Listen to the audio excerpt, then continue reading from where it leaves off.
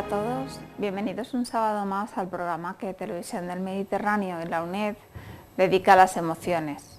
Mi nombre es Elvira Báguez, soy profesora de Psicología y tutora de Psicología de las Emociones del Centro Francisco Tomás y Valiente de la UNED en Valencia. Y el programa de hoy va a tratar sobre una emoción algo desagradable, aunque altamente adaptativa, que es la ira o el enfado. Ya nos decía Aristóteles hace 2000 años, en el arte de la retórica, que todo el mundo puede enfadarse, eso es muy fácil.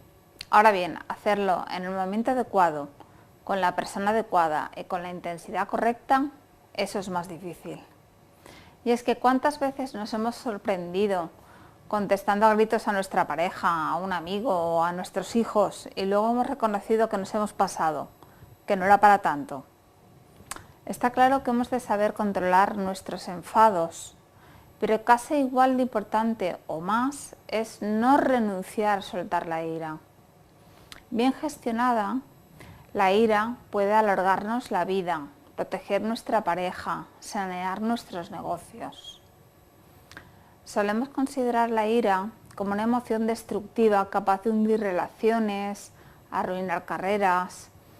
Y esto es porque en muchas ocasiones las relaciones con su principal componente conductual, que es la violencia o la agresividad, pues es directa. Sin embargo, saber enfadarse a tiempo y con la intensidad correcta, como decía Aristóteles, no es tan malo. Incluso deberíamos cultivar en nuestras relaciones personales esta ira, este enfado, en nuestros negocios, en los grupos de acción social. La psicóloga de la Universidad de Berkeley, Brett Ford, nos dice que en la medida que la ira suele ser una experiencia desagradable, se ve también como una emoción negativa, pero experimentarla puede ayudarnos a perseguir nuestras metas y ser más felices y saludables a largo plazo. Para cultivar estos beneficios, la destreza, tal como entendía Aristóteles, es saber cuándo, dónde, cómo y por qué te enojas. Tenemos que aprender a utilizar nuestra ira de manera estratégica, en lugar de dejar que nos controle. Los filósofos han reflexionado durante mucho tiempo acerca de las causas de la ira, por qué nos enfadamos, pero en general la reconocen como una respuesta emocional a ser provocado. Una llamada de atención a un empleado, un insulto dirigido a tu hijo, la decisión que sugiere tu jefe acerca de que tus sentimientos son irrelevantes, pues todas esas cosas tienden a desencadenar sentimientos de ira y por lo general vienen acompañadas por cambios físicos y fisiológicos, como el aumento de la frecuencia cardíaca, aumento de los niveles de adrenalina. Algunos de estos cambios son los siguientes. Los ojos se fijan, la cara se enrojece, se aprieta la mandíbula, la voz se vuelve estridente en las mujeres y más grave en los hombres. El corazón late más fuertemente, nerviosismo en el estómago e incluso náuseas, las extremidades tiemblan, la adrenalina se dispara, se incrementa el flujo de sangre en las manos, respiración más fuerte, aumenta la sudoración. Además, fisiológicamente, cuando nos enfadamos, no todos nos enfadamos por las mismas causas. Normalmente nos produce enfado las causas que, pues las injusticias, ¿no? Injusticias como que nos castiguen sin haber tenido culpa de nada, o que alguien se salte las normas, como cuando algún conductor se salta un stop, o tenemos un coche doble fila justo detrás del nuestro y con el freno de mano puesto. Pues todo esto nos enfada, ¿no? También nos enfada la extinción de contingencias aprendidas, es decir, como cuando meto una moneda en una máquina de refrescos y no nos sale el refresco. Esto es una contingencia aprendida, o sea, lo que nosotros hemos aprendido es que al meter la moneda ha de salir el refresco. ¿Y qué pasa cuando no sale? Pues que nos enfada mucho. Las estafas, la prevaricación, el incumplimiento de una promesa, la obstrucción a nuestras metas, por ejemplo, desde una tuerca difícil de aflojar hasta un gato que me aúlla toda la noche y no nos deja dormir. Todo esto hace que nos enfademos. Sin embargo, ¿cuánta rabia sentimos y en qué medida la expresamos? Varía de una persona a otra, de modo que incluso el mismo rol social puede hacer que una persona se comporte de una forma ansiosa, por ejemplo, irritada, o una tercera tan enfadada que reaccione incluso con los puños. Pues sí, es así. Nadie está muy seguro de por qué algunas personas tienen miedo cuando se les provoca y otros en cambio se enfadan y responden. Pero lo cierto es que hay personas que tienden a enfadarse más que otras. Para empezar, los hombres se enfadan más que las mujeres.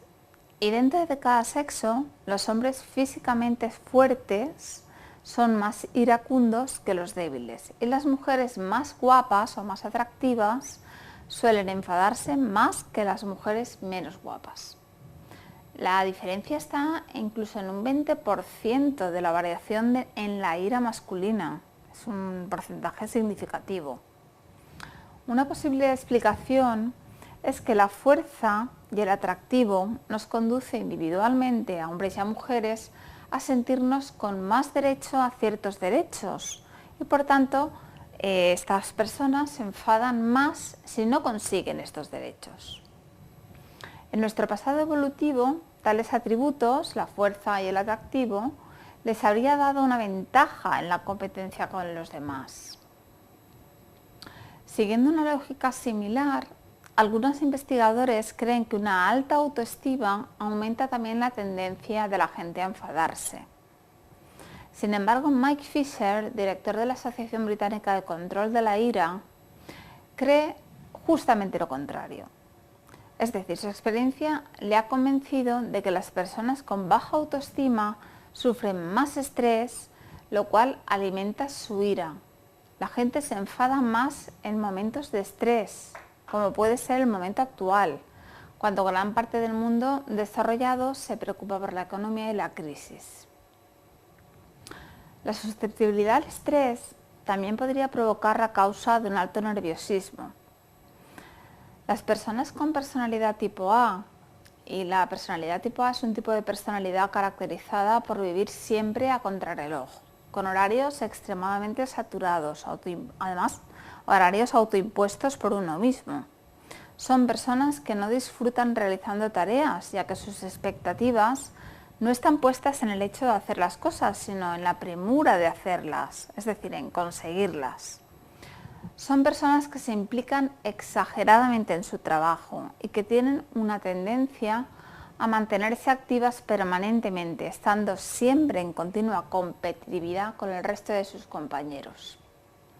Este tipo de personalidad, al que hemos llamado personalidad tipo A, por supuesto, está muy relacionada con la capacidad de enfadarse con muchísima más facilidad y en muchísimas más ocasiones y por tanto en ser más agresivo. También se ha especulado que la fisiología de una persona puede ser responsable del hecho de enfadarse con mayor o menor frecuencia. Por ejemplo, hay un vínculo entre un pobre control de la glucemia y el estado de ánimo alterado, incluso enfadado. La ira incluso se ha relacionado con un gen, el MAO-A, conocido como el gen guerrero. Las personas con este gen tienden a ser más agresivos, aunque esto no significa necesariamente que sea porque se sientan más enfadados. Sin embargo, esto de la genética pues no trasciende realmente, o sea, nadie sabe realmente lo que hay detrás de un trastorno explosivo de ira. Este trastorno, el trastorno explosivo de ira, es una enfermedad psicológica, una enfermedad caracterizada por erupciones de ira incontrolable que generalmente se desarrolla en la infancia tardía. En 2012, el equipo de Kessler informó que alrededor de 1 de cada 12 adolescentes y adultos estadounidenses lo padecen, pero además lo padecen con una tasa mucho más alta de lo que nadie habría podido sospechar. Cualquiera que sea la causa, no existe una cura para la ira excesiva. Nadie se cura de estar enfadado. Una persona que se siente con frecuencia inapropiadamente enojada, por lo general, debería siempre trabajar pues en eso, en controlarla, en gestionarla. Sin embargo, hay un rayo de esperanza, y es que, como regla general, y en contra de lo que mucha gente cree, tendemos a enfadarnos más o menos o por lo menos para estar menos agresivos. Y eso sucede a medida que la edad avanza, es decir, a medida que envejecemos. Esto parece que sea una paradoja porque mucha gente dice, ¡ay, qué cascarrabias se ha vuelto mi marido últimamente! A medida que está más viejo, está más cascarrabias. Pues los estudios dicen justamente lo contrario. A medida que envejecemos, mejoramos nuestro humor o estamos de mejor humor. El hecho de estar siempre enfadado, además de tener un mayor o menor impacto sobre nuestra salud física y mental, afecta principalmente a nuestras relaciones sociales. La razón es evidente. Los hijos, esposas o esposos, jefes, familias, acaban temiendo a esa persona que está siempre enfadada. Y es que esa persona asusta a cualquiera. Y lo más horrible de este tema es que hay muchísima gente así. O sea, hay muchísima gente que no tiene amigos. Su familia les ha abandonado porque en realidad no hay quien los aguante. Y es que la rabia puede ser enormemente destructiva. Sin embargo, la idea de que a veces también puede ser beneficiosa está ganando terreno. Hay un estudio de especial influencia que se produjo a raíz de los ataques terroristas del 11 de septiembre en Estados Unidos, donde Jennifer Lerner, ahora en la Universidad de Harvard, recopiló información sobre las emociones y actitudes de los casi 1000 adultos y adolescentes estadounidenses que apenas 9 días después de dichos ataques pues estudiaron cuáles eran sus emociones. Este estudio prosiguió en años posteriores. Esta investigadora encontró que las personas que se sentían molestos o enfadados con los hechos se mostraron más optimistas sobre el futuro que los que tenían miedo al terrorismo.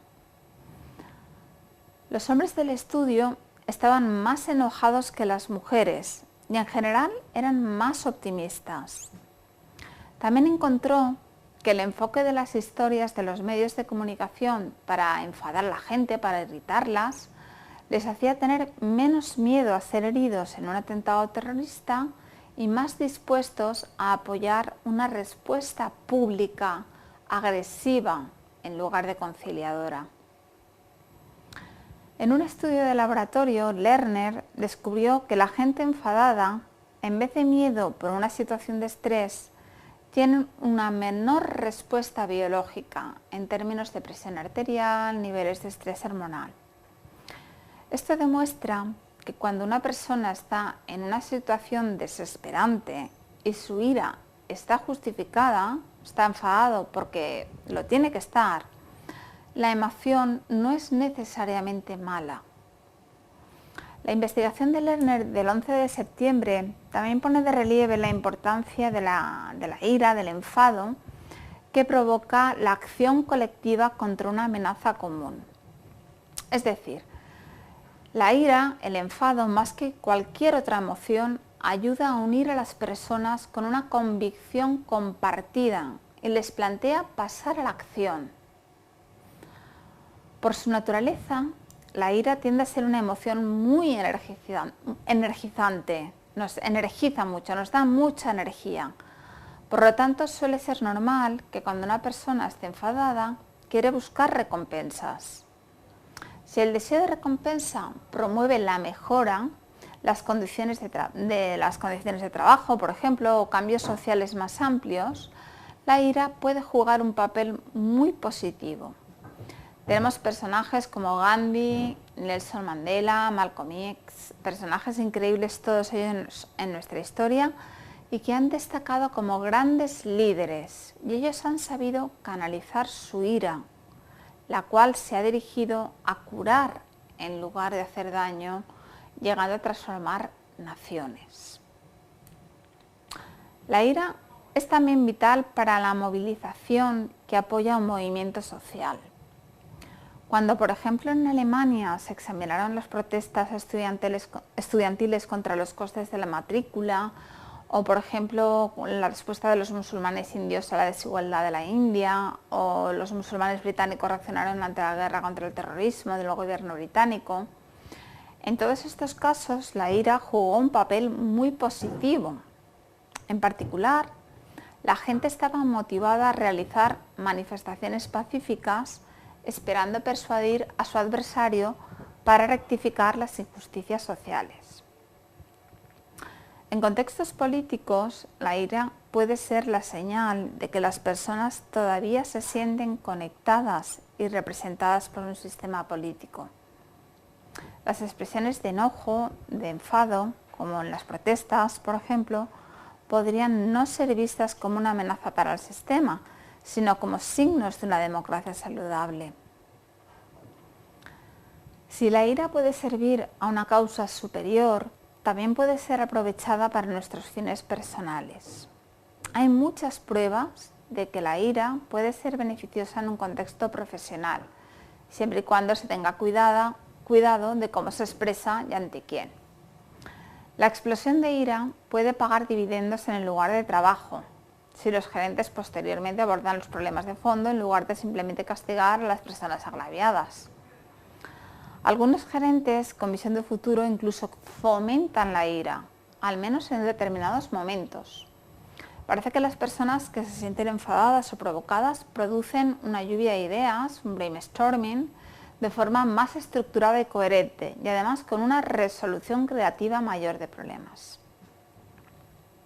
También hay pruebas de que los líderes políticos y empresariales que se enfadan más que sienten tristeza, por ejemplo, en respuesta a un escándalo que les atañe personalmente, a estos líderes se les concede un estatus más alto, siempre y cuando sea esta persona un hombre. Tanto los hombres como las mujeres confieren un menor estatus a las mujeres profesionales montadas en cólera que sus homólogos profesionales masculinos, ya sea la mujer una alta ejecutiva o un aprendiz. Las reacciones emocionales de una mujer se suelen atribuir generalmente a su carácter, a su temperamento, a su personalidad. Esta señora es una histérica, es una persona enfadadiza y altamente desequilibrada. Mientras que en los hombres se percibe el hecho de enfadarse como una reacción a las circunstancias externas. Por ejemplo, Hillary Clinton es una mujer política que ha sufrido críticas, demasiadas críticas a mi parecer, por ser demasiado iracunda. Advertencias aparte, la ira, usada de un modo juicioso, tiende todo tipo de beneficios, tanto en el ámbito laboral como en la más amplia esfera social. Sin embargo, ¿qué ocurre con la vida familiar? Sin duda, cuando se trata de tus seres queridos, ¿es siempre mejor mantener la calma y evitar un altercado? Pues según los expertos no es así. Los expertos creen que una pelea con nuestra pareja en realidad podría ser saludable. Han encontrado que las personas que suelen reprimir su ira en disputas con su compañero o su compañera mueren antes que los que manifiestan su ira y resuelven sus conflictos. Y últimamente, en los resultados aún no publicados de un estudio que abarca más de 3 décadas, las parejas donde ambos miembros de la pareja expresan su enojo tienen una vida significativamente más larga. En definitiva, se cree que la represión de la ira aumenta la presión arterial y a largo plazo esto afecta a nuestra vida útil. La idea de inhibir la ira todo el tiempo, lo cual es promovido por las religiones, por los pacifistas, por la cultura en general, no da lugar a un pensamiento saludable. Eso sí, los investigadores nos advierten que en una pelea de pareja hay que ser respetuoso. Es muy fácil de decir, claro. Sería muy bonito decir, mira, oye, me siento mal contigo, me siento molesto, no quiero que me hables así, quiero que me escuches y me tomes seriamente, que te ocupes de mí y me hagas caso. pero desafortunadamente eso no es lo que suele suceder cuando una pareja se pelea. Entonces, ¿cómo podemos controlar nuestra ira? Pablo Fernández de Rocal, que es un gurú de las emociones y de la inteligencia emocional en nuestro país, es catedrático del Laboratorio de Emociones de la Universidad de Málaga, nos hace las siguientes recomendaciones. Primero debemos identificar cuándo, con quién y por qué perdemos el control. Porque a veces perdemos el control siempre con la misma persona, luego quizá debamos evitarla. Tenemos también que hacer lo posible para modificar sus causas, como por ejemplo reclamar el retraso de un avión. Si a nosotros nos está poniendo nervioso y nos está haciendo perder los nervios que el avión se está retrasando, pues voy a poner una reclamación. Las reclamaciones están para eso. Hay que reducir al absurdo la situación, utilizando el humor. El humor es una emoción preciosa, la vamos a tratar en uno de estos programas, lo prometo, porque es la base de nuestra inteligencia emocional y de nuestra salud. Así, por ejemplo, si en un atasco, un increíble atasco, llegamos media hora tarde a trabajar, uno imagina pues un decreto, una ley que prohíba conducir a aquellos a los que no les gusten los atascos, pues va a trivializar su tensión, a hacer la situación más amena y pues va a hacer que esté menos enfadado. Hay que relativizar también el enfado, comparando esa situación, la situación que nos ha llevado a este enfado, con otras situaciones muchísimo más dramáticas. Es decir, yo me enfado porque tengo 5 personas delante de mí en el supermercado. Pues vaya, ¿no? Hay personas por ahí que están jugándose la vida en guerras o sin tener nada que comer y esa gente debería estar más enfadada que yo porque tengo 5 personas delante de mí en el supermercado. No hay que alimentar la ira o el enfado con pensamientos rumiativos. Los pensamientos rumiativos son esos pensamientos que estamos todo el rato runruneando, ¿no? Todo el rato dándole vueltas en la cabeza a lo mismo, pues mira lo que me ha dicho, porque me ha dicho esto, y yo qué le habré hecho, y por qué me lo ha dicho. Esos son pensamientos rumiativos, ¿no? Ni tampoco hay que atribuir intencionalidad a quien causa ese tipo de pensamientos, ¿eh? Hay veces que nos inventamos, pues no sé, nos encontramos con un vecino y me ha mirado mal. Me ha mirado mal, ¿y por qué lo habré hecho yo? ¿Será por la última junta? ¿Le habré dicho algo que le ha molestado? Y a lo mejor el señor es que está medio dormido y nos ha mirado, ¿no? O sea, no hay que atribuir causas ni falsas historias. Sobre todo también hay que esperar pues varios segundos, a veces hay gente que necesita incluso minutos para reaccionar. Hay que frenarse cuando uno se encuentra muy enfadado y prevé que puede reaccionar de una manera negativa. Hay que controlar la respiración, hay que buscar sensaciones positivas ante esa situación. Es decir, como mencionábamos al inicio, Aristóteles ya nos advertía que el control de la ira no es nada fácil, pero hasta eso no es suficiente. También tenemos que aprender a responder adecuadamente a la ira de los demás. Si se les impulsa más ira a los otros o incluso simplemente se les ignora, las consecuencias pueden llegar a ser muy graves. O sea, todo el mundo tiene una experiencia personal de esto. Y si esto se da en un contexto político, por ejemplo, los resultados pueden ser desastrosos. Algunos investigadores han encontrado que estos cambios en un contexto político, por ejemplo, hace que el pueblo pueda llegar a desdeñar incluso a ese partido, al gobierno, y dedicarse a lo que se llama trabajar fuera del sistema, a la violencia, al terrorismo. Razón de más entonces para enfadarse con la persona adecuada, en la medida correcta, en el momento oportuno y con el conveniente propósito y la forma apropiada. Y razón de más para prestar atención a la ira en lugar de ignorarla. Con esto me voy a despedir y les querría pues recomendar para este fin de semana que vean una película que se llama Locos de Ira, donde de una manera realmente graciosa Jack Nicholson y Adam Sandler interpretan magistralmente una película donde se trata la ira como terapia. Esto es algo muy común en Estados Unidos en los últimos tiempos y se las recomiendo porque, como les digo, les va a hacer reír y el humor es una terapia estupenda para controlar la ira, la tristeza y cualquier emoción desagradable.